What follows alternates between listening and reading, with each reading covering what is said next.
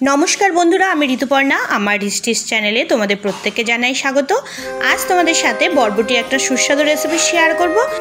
खूब झटपट भावे तैरी हो जाए, एकदम सामान्य उपकरणे छोटो बड़ो सबाई खूब पसंद करबे। एकबार तोमरा अवश्यई बंधुरा बाड़ीते ट्राई करे देखो। एखाने आमी बरबटी आलुगुलो एभाবে केटे निয়েছি আর নিয়েছি কিছু কাঁচা লঙ্কা। গ্যাস অন করে কড়াই গরম করে ওর মধ্যে দিয়ে দিলাম সরষের তেল 3 চামচ পরিমাণে।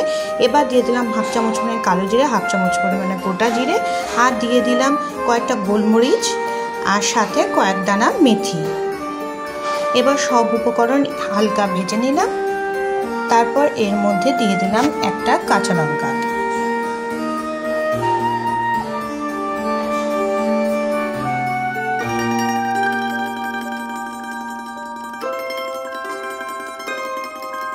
কাঁচা লঙ্কা দেওয়ার পর হালকা নেড়ে চেড়ে নিয়ে যে আলুগুলো আগে থেকে কেটে রেখেছিলাম সেই আলু টুকরোগুলো দিয়ে দিলাম।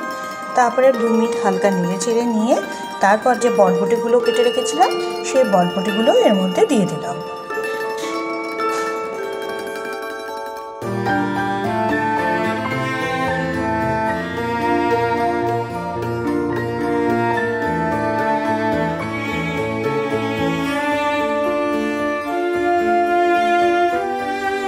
বন্ধুরা বরবটিগুলো এখন দিয়ে দেওয়ার পর কিছু কাঁচা লঙ্কাও অ্যাড করে দিলাম।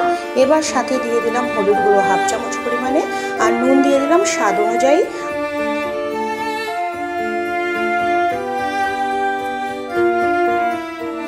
বন্ধুরা মিডিয়াম ফ্লেমে বরবটি আলুগুলো নুন হলুদের সহযোগে ভালো মতো নেড়ে চেড়ে নিচ্ছি।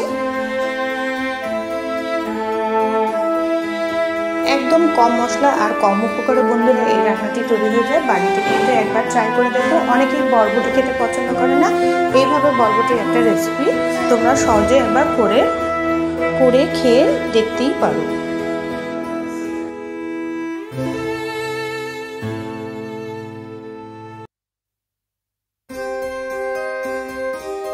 দেখতেই পাচ্ছ বন্ধুরা বরবটিগুলো আর আলুগুলো আমি ভালো মতন মিশিয়ে ভেজে নিয়েছি। এবার এর মধ্যে দিয়ে দিলাম সামান্য পরিমাণে জল।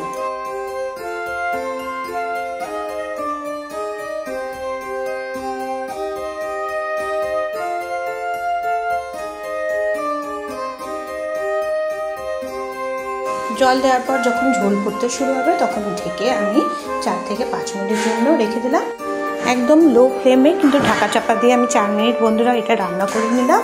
এবার কভার সরিয়ে চেক করে নিব বরবটি আলুগুলো ঠিকঠাক রান্না হয়েছে কিনা।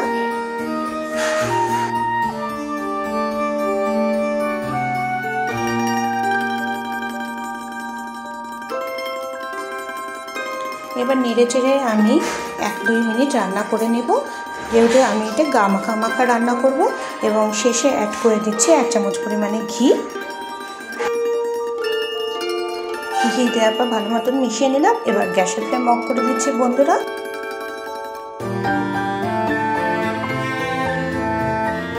রুটি অথবা ভাতের সাথে একবার ট্রাই করে দেখো। বরবটি আলু এই রেসিপি কিন্তু খেতে অসাধারণ লাগে।